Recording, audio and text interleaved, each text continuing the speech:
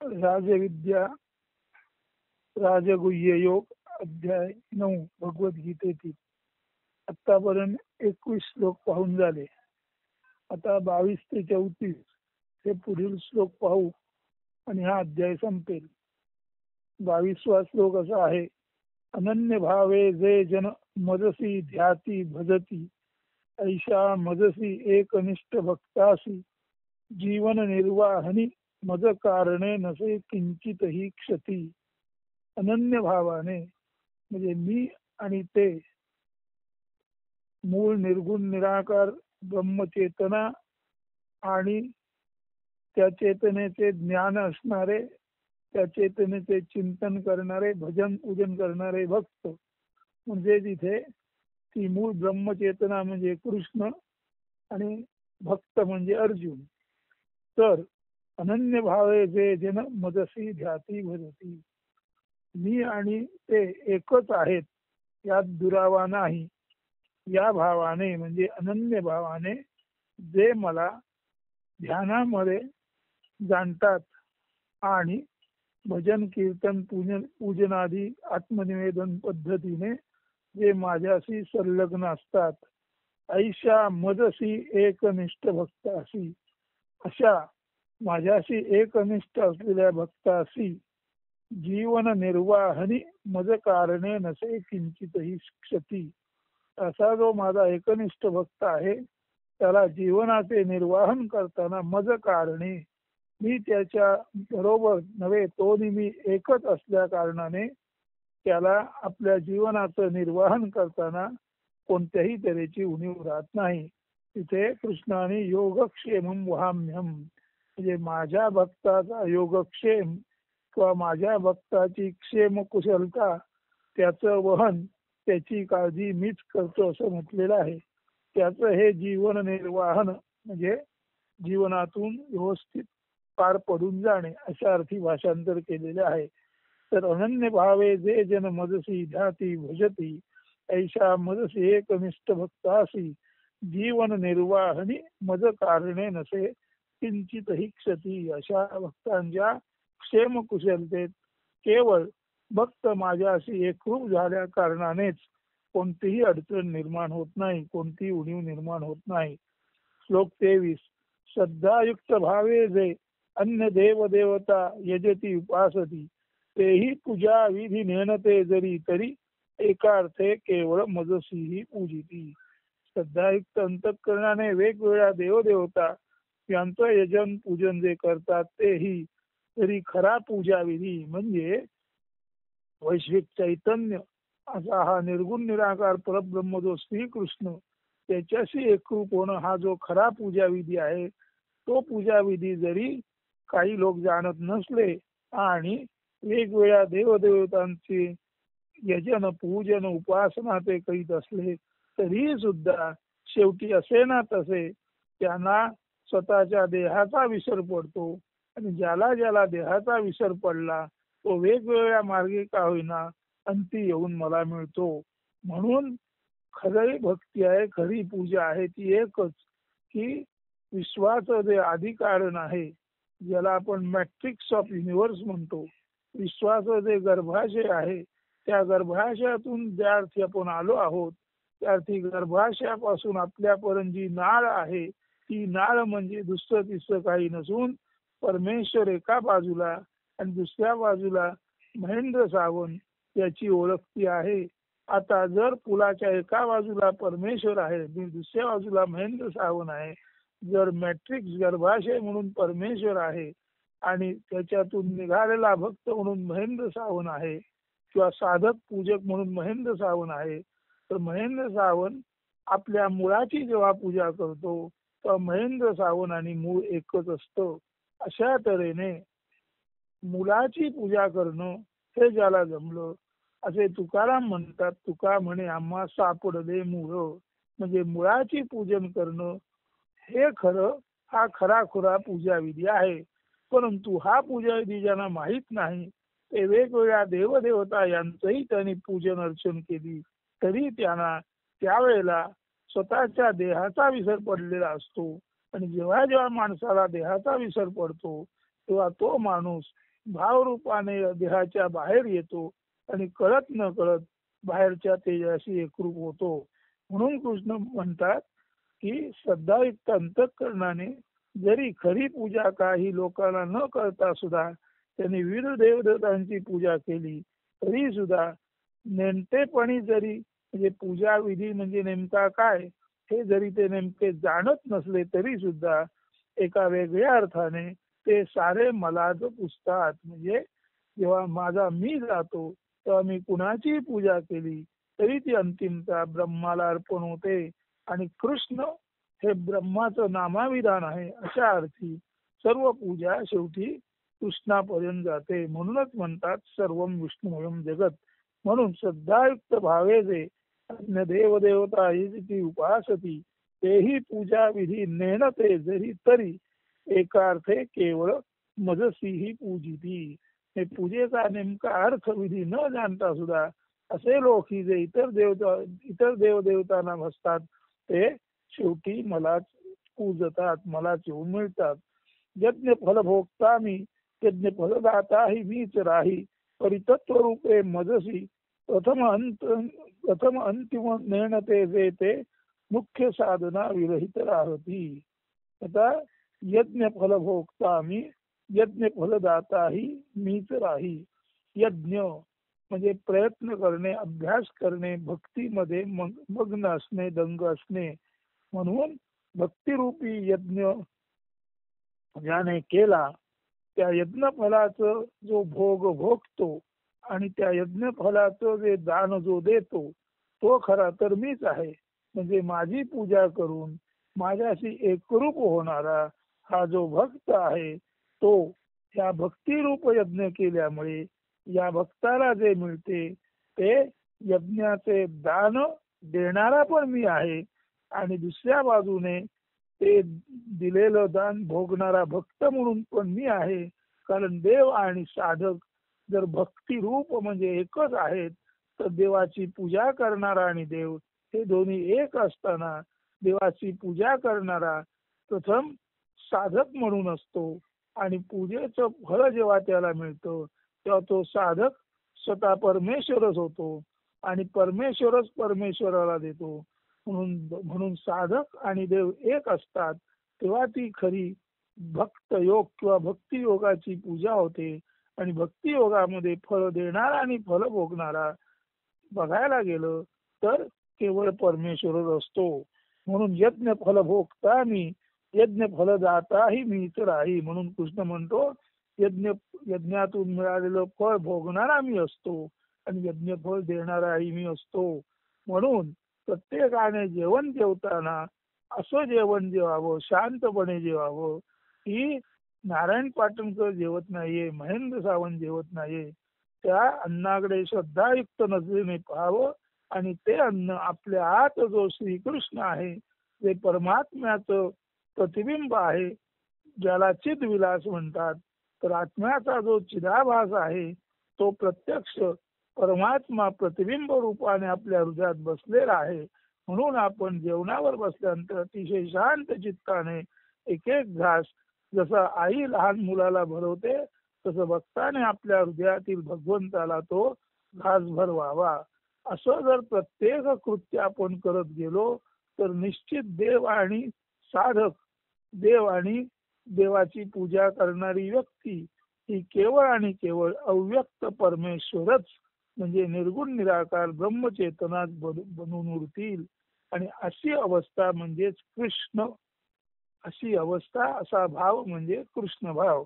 तर पुढे ऐका, यज्ञ फल भोगता मी यज्ञ फल दाता ही मीच राही तरी तत्व रूपे मजसी प्रथम अंतिम नेणते जे ते मुख्य साधना विरहित राहती.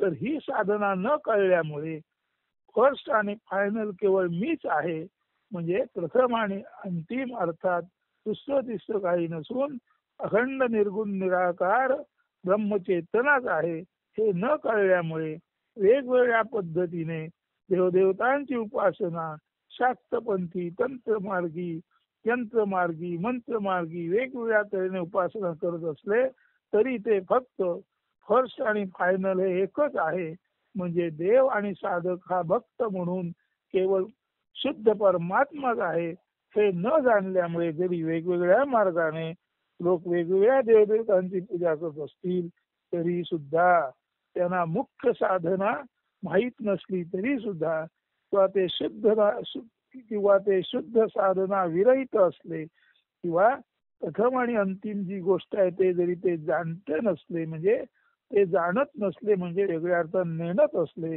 तरी सुद्धा ज्या अर्थी ते देहभान हरपून पूजा अर्चा करत आहेत त्या अर्थी सरते शेवटी ते आणि मी एकच आहे म्हणून यज्ञ फल म्हणजे पूजेचं फल भोगणारा पण मीच आहे आणि पूजेचं फल देणाराही मी आहे असं कृष्ण 24व्या अध्यायात सांगतात. 25वा अध्याय.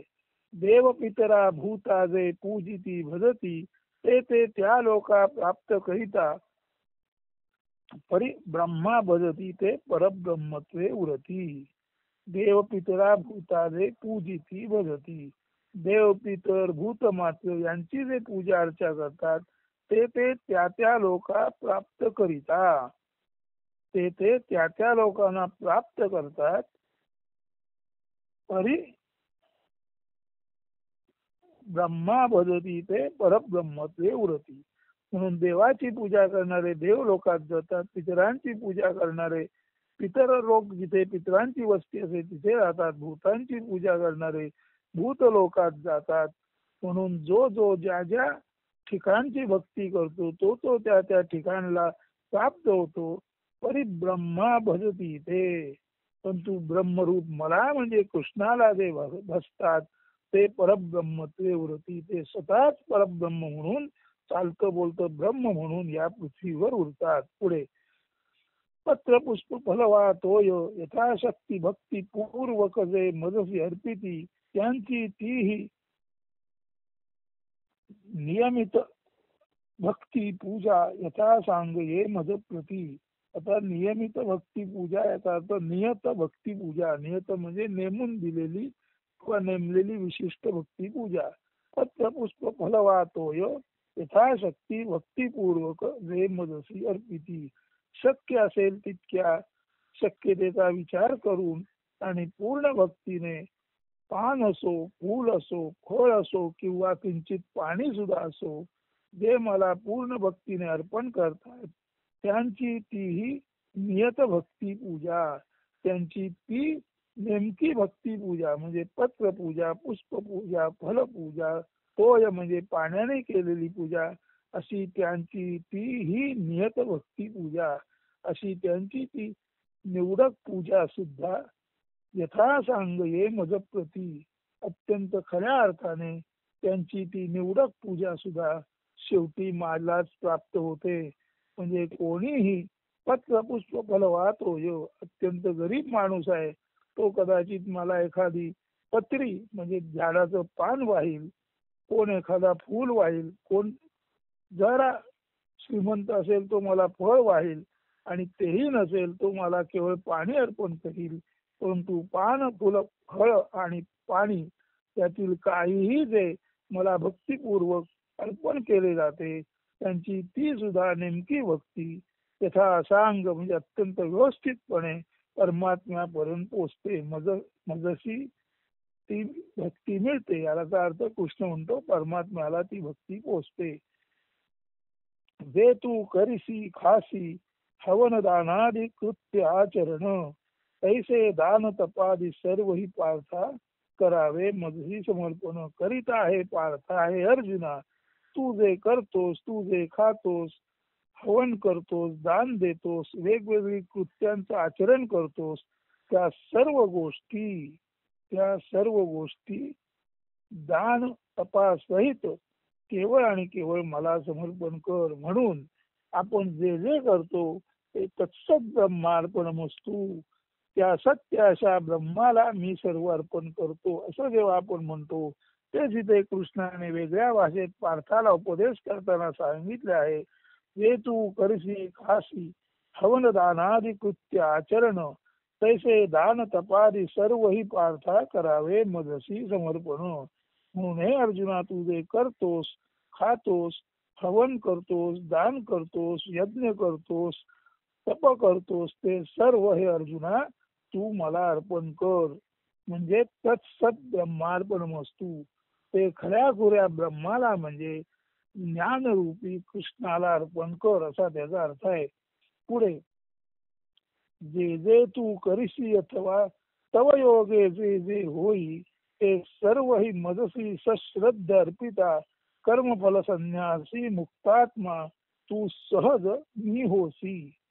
तू जे जे करतोस किंवा तुझ्या योगे जे जे होत ते जर सर्व काही मला सश्रद्ध अर्पण केलेस, श्रद्धायुक्त अंतःकरणे अर्पण केलेस, तर कर्मफल सुद्धा तू जेव्हा मला अर्पण करतोस तेव्हा तू कर्मफलाचा त्याग केलेला कर्मफल संन्यासी म्हणून राहतोस आणि केवळ मुक्तात्मा होऊन तू सहज मीच होसी. तू सहजपणे मी होऊन जातोस. म्हणजे तू आणि मी हे द्वैत संपतो. म्हणून जे जे तू करिसी अथवा तवयोगे जे होई ते सर्व ही मजसी सश्रद्ध अर्पिता कर्मफल संन्यासी मुक्तात्मा तू सहजची मीच होसी. तू सहजपणे मीच होऊन जातो. म्हणजे तू परमेश्वरच होऊन उरतोस. सर्व भूत मात्रा ठाई आवड निवड रहित समत्व भाव मज ठाई सत्य जरी हे असे तरी भक्ता हृदयी मी तैसा मम हृदयी ते निश्चित तू आहे किंवा निश्चिंत तू आहे. सर्व भूत मात्रा ठाई आवड निवड रहित समत्व भाव मदत आहे. सर्व प्राणी मात्रांच्या दृष्टीने बघायला गेलं तर त्यांच्या बाबत आवड निवड रहित म्हणजे ज्याला चॉईसलेस अवेअरनेस म्हणतात तसा चॉईसलेस अवेअरनेस म्हणून सर्व प्राणी मात्रांच्या ठाई समत्वाने मी असतो. म्हणजे मला कोणी नेमका प्रिय नाही, मी कोणी नेमका प्रिय नाही. सर्व प्राणी मात्रांच्या ठाई आवड निवड रहित म्हणजे चॉईसलेस अवेअरनेसने समत्व भावाने मी राहतो. म्हणजे विथ इक्वॅलिटी विथ चॉईसलेस अवेअरनेस सर्व प्राणी मात्रांच्या ठिकाणी परमेश्वर राहतो. सत्य जरी हे असे तरी हे जरी सत्य असलं तरी सुद्धा भक्त हृदयी मी तैसा मम हृदयी ते निश्चित धूप आहे. तरी सुद्धा जे माझे भक्त आहेत त्यांच्या हृदयात मी आहे आणि माझ्या हृदयात भक्त आहेत हे मात्र तू निश्चित जाण. सर्वभूत मात्रा ठाई आवड निवड रहित समत्व भाव मज ठाई सत्य जरी हे असे तरी भक्त हृदयी मी तैसा भक्त हृदयी ते निश्चित तू आहे. म्हणून हे जरी सत्य असलं तरी भक्ताच्या हृदयात मी आहे तसा मम हृदयी ते तसे माझ्या हृदयात ते आहे ते तू निश्चित पहा निश्चित जाण. म्हणून परत ऐका सर्वभूत मात्रा ठाई आवड निवड रहित समत्व भाव मज ठाई सत्य जरी हे असे तरी भक्ता हृदयी मी तैसा मम हृदयी ते म्हणजे भक्त निश्चित तू आहे. आता श्लोक नंबर 30. दुर्वर्तनी ही जरी अनन्य भावे मदसी उपासती तरी तेही साधू ठरती सद्बुद्धी योगे जे मद्रूपची होती. असं बघायला गेलं तर एखादा दुर्वर्तनी एखादा निशाचर एखादा आसुरी वृत्तीचा माणूस सुद्धा जर त्याला उपरती झाली त्याला एकंदर त्याच्या कर्माचा पश्चाताप झाला आणि जर तो अत्यंत अनन्य भावाने माझी उपासना करू लागला तर असा माणूस सुद्धा साधू ठरतो. आणि अशा या त्याच्या सद्बुद्धी योगाने म्हणजे सत्यावर बुद्धिपूर्वक स्थिर राहण्याच्या निमित्ताने जेव्हा तो माझी भक्ती करतो तेव्हा तो मीच होतो. म्हणून दुर्वर्तनी ही जरी अनन्य भावे मदसी उपासती. म्हणून पूर्वी दुर्वर्तन करणारे सुद्धा जर अनन्य भावाने म्हणजे मी आणि ते एकच समजून माझी उपासना करतील तर तरी तेही साधू ठरतील. तर अशा अनन्य भक्तीमुळे दुर्वर्तनी सुद्धा साधू ठरतात आणि सद्बुद्धी योगे जे मद्रूपची होती. आणि असे हे लोक त्यांच्या सत्याच्या वरती असलेला बुद्धिपूर्वक विश्वास म्हणून सद्बुद्धी योगाने ते करते शेवटी मीच होतात. म्हणून प्रथम दुर्वर्तनी असणारे जर यदा कदाचित अनन्य भावाने परमेश्वराची उपासना करू लागले तर असे दुर्वर्तनी सुद्धा नंतरच्या काळात साधू ठरतात आणि ते साधू म्हणून, चांगले म्हणून, सज्जन म्हणून सरते शेवटी मद्रूप म्हणजे परमेश्वरच होऊन केवळ परमेश्वरच उरतो आणि त्यांचं वेगळेपण नष्ट होतं. 31 मम भक्त शीघ्र गती धर्मात्मा संबोधिला जाई तदनंतर कधी तो फिरुनी मागे अधोगत न होई. जो माझा खराखुरा भक्त आहे तो अतिशय तीव्र गतीने, शीघ्र गतीने धर्मात्मा या उपाधीस प्राप्त होतो. आणि एकदा का तो धर्मात्मा ठरला की परत कधीही मागे फिरत नाही. म्हणजे आपण म्हणतो भोगी योगी झाला, सॉरी आपण म्हणतो योगी होता पण भोगी झाला, असं खऱ्या अर्थाने कधी होत नाही. ते कृष्ण स्पष्ट सांगत आहे. मम भक्त शीघ्र गती धर्मात्मा संबोधिला जाई. जो माझा अत्यंत निष्ठावान भक्त आहे तो अतिशय तीव्र गतीने, शीघ्र गतीने, अत्यंत आवेगाने धर्मात्मा म्हणून पूर्ण परिवर्तित होतो. आता तो सर्वसाधारण राहता पूर्ण धर्मात्मा म्हणून ओळखला जातो. आणि एकदा का त्याचे रूपांतरण धर्मात्मा म्हणून झाले की त्यानंतर कधीही तो भोगात्मा, भोग करणारा सर्वसामान्य माणूस म्हणून परत अधोगतीला प्राप्त होत नाही. म्हणून योगी होता भोगी झाला हे म्हणताना त्याचं धर्मात्म होणं आपणाला कळलेलं नसतं. खरोखर त्याच्या बाह्य गोष्टीवर आपण लक्ष ठेवतो आणि त्याला योगी म्हणतो. आणि जो बाहेरून योगी असतो तो आतून भोगी पण ज्याचं गेलेलं नसतं असाच बाहेरचा योगी म्हणजे आतला भोगी असतो. त्याला आपण आपल्या अज्ञानामुळे केवळ योगी समजतो. परंतु कृष्ण असा सांगतो, जर माझा भक्त अत्यंत निष्ठावान असेल तर अत्यंत त्वरेने तो धर्मात्मा म्हणून परिवर्तित होतो. आणि एकदा धर्मात्मा म्हणून परिवर्तित झालेला कोणताही भक्त मागे फिरून अधोगती प्राप्त करत नाही. 32 नीच योनी जे जन्मती मद्भक्त या वैश्य शूद्रादि अन्य कोणी मद्भक्ती आश्रित तेही सारे परमश्रेष्ठ गती प्राप्त करती.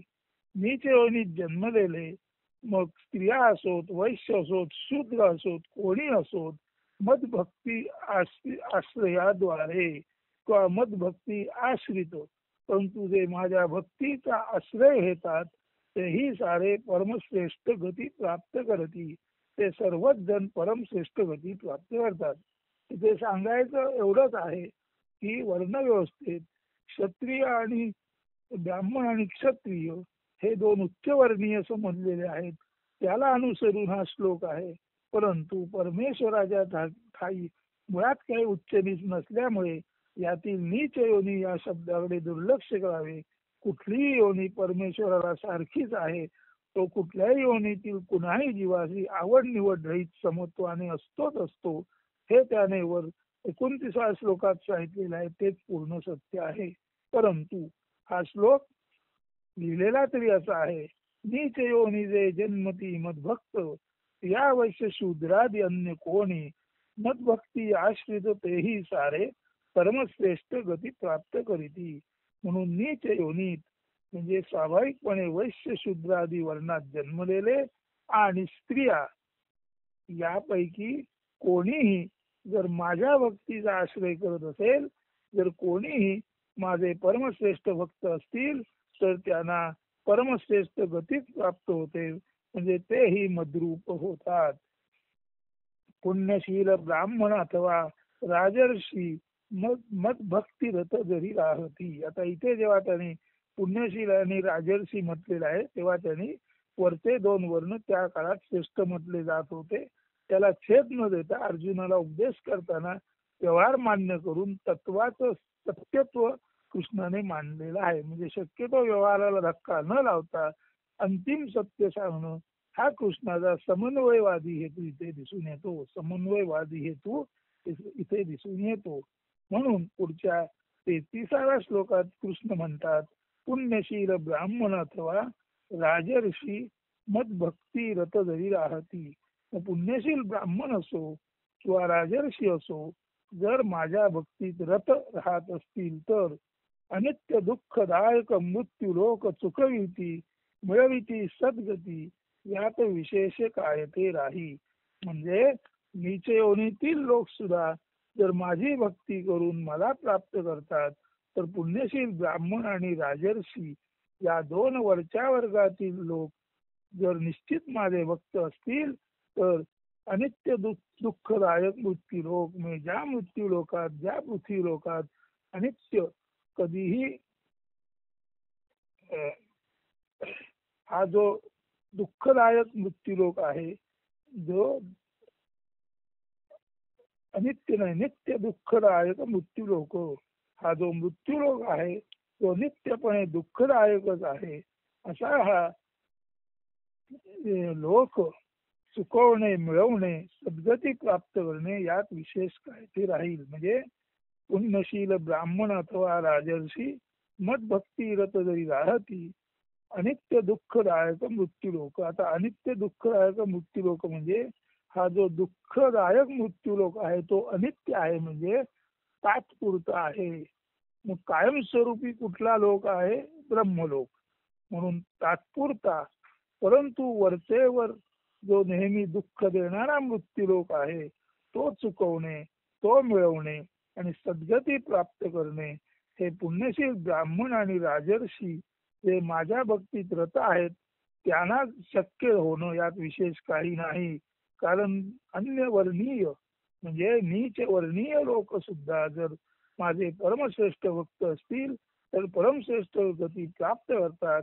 तर अशा वेळेला पुण्यशील ब्राह्मण आणि राजर्षी हे उच्चवर्णीय लोक जर माझे सद्भक्त असतील तर त्यांना सद्गती मिळेल यात विशेष ते काय.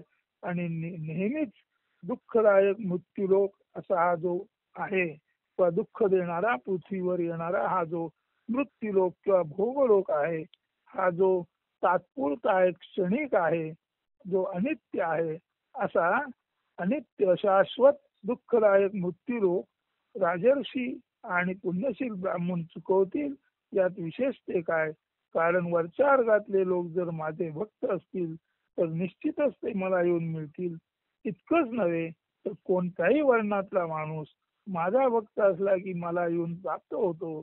तर मुळातच उत्तम कुळात जन्मलेले लोक जर उत्तम गती प्राप्त त्यांना करायची असेल आणि त्यांनी माझी सश्रद्ध भक्ती केली तर निश्चितच ते मला येऊन मिळतील यात विशेष ते काही नाही. आता 34वा श्लोक. मम ठाई मन करी लीन भक्ता मम पूजक होऊन मज नमस्कार करी मत परायण होतसी जरी पार्था खचितची आत्मयोगे नुरे वेगळा तू केवळ मीच होसी. माझ्या ठिकाणी हे भक्ता अर्जुना तू तुझं मन लीन कर तुझ्या मनाचा लय माझ्या ठिकाणी होऊ दे.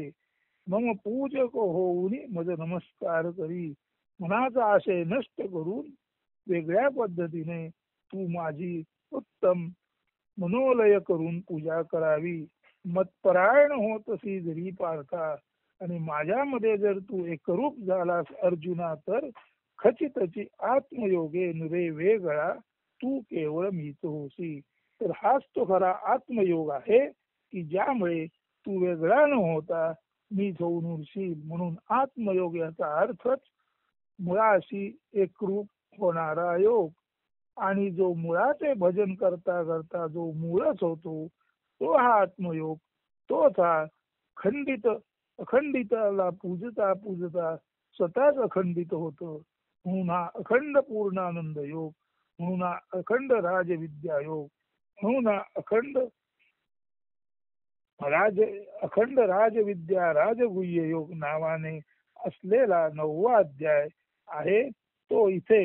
इथे श्री भगवान श्रीकृष्ण मधुरवाणी गीता गायन रूप उपनिषदांतर्गत ब्रह्मविद्या योग शास्त्रांतर्गत राजविद्या राजगुह्य योग नामे 9मोध्याय संपन्न झाला. असा हा भगवान श्रीकृष्णांच्या मधुरवाणीने गीत गायन रूपाने प्रकटलेला उपनिषदांच्या अंतर्गत असणारा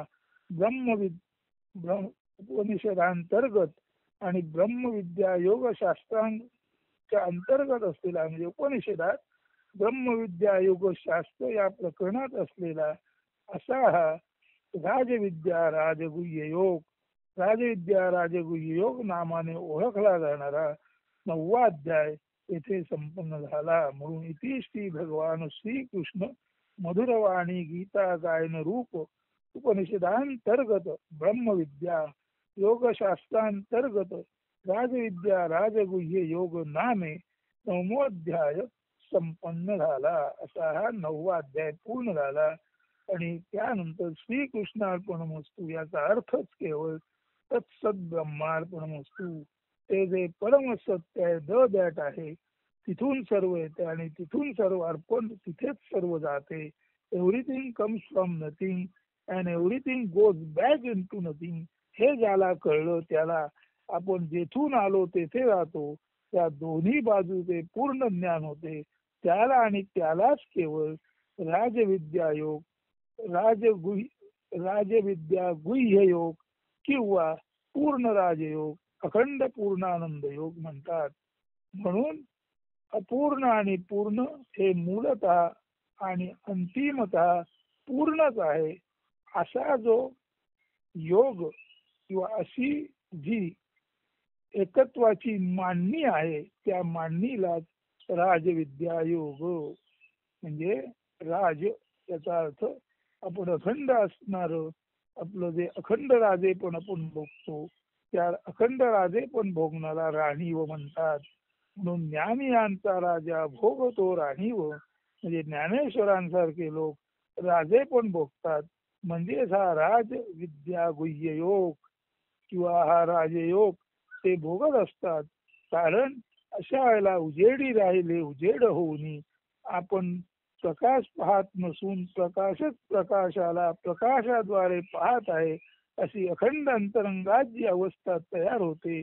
चैतन्य चैतन्याला चैतन्य रूप पाहत आहे, अशी अखंड हृदयामध्ये अंतःकरणामध्ये जी अवस्था तयार होते, त्या अवस्थेत राहून जे जे आपण कार्य करतो ते सर्व तत्सत ब्रह्मार्पणमस्तू किंवा श्रीकृष्णार्पणमस्तू या भावे एकरूप होते. म्हणून लक्षात घ्या, निर्गुण निराकार परब्रह्म आणि श्रीकृष्ण हे एकच आहेत. श्रीकृष्ण जरी स्वतःला मी म्हणाला तरी त्याचा व्यक्तिभाव लक्षात घेऊ नये, त्याचा पूर्ण ज्ञानभाव अखंड राजयोग भाव लक्षात घ्यावा. आणि अखंड राजयोग याचा प्रणेता कृष्ण आहे. त्याच्या रूपाकडे लक्ष न देता, त्याच्या बाह्याकृतीकडे लक्ष न देता त्याच्या ज्ञानसागराकडे लक्ष द्यावे. आणि असं ज्याने ज्ञानसागराकडे लक्ष दिलं, त्या ज्ञानसागराकडे लक्ष देणारा माणूस त्यातील एक थेंब पाणी जरी आपण घेईल तरी बिंदू हाच सिंधू असतो. या न्यायाने त्याला राजविद्या योग अनायासे प्राप्त होईल. अस्तु. धन्यवाद. इथे हे राजयोग किंवा राजविद्या योग किंवा राजविद्या गुह्य योग प्रकरण संपले. आणि आता आपण मागे सुरू केलेला जो राजयोग आहे, जो पहिल्या एका कोणाच्या ओळीत सांगितला गेला, भोग त्याग त्याग भोग हाची पूर्ण राजयोग, तर तो राजयोग आणि गीतेत सांगितलेला हा राजयोग हा अशा अर्थाने एक आणि एकमेव अद्वितीय आहे. म्हणून एकम एव द्वितीयम नास्ती असा हा अद्वितीय राजयोग हेच खरं अध्यात्माचं मूळ शास्त्र आहे. आणि ते समजून जर तुम्ही जीवन जगाल तर केवळ आपण चैतन्य आहोत, अन्य काहीही आपण नाही, आपण चैतन्य सोडून अन्य नाही, असा जेव्हा ब्रह्मचेतनेशी अनन्य भाव आपला तयार होतो, तेव्हा कृष्ण आणि तुम्ही, तुम्ही आणि कृष्ण नव्हे, सर्व जगच कृष्णमय आहे. अस्तु. धन्यवाद. शुभप्रभात.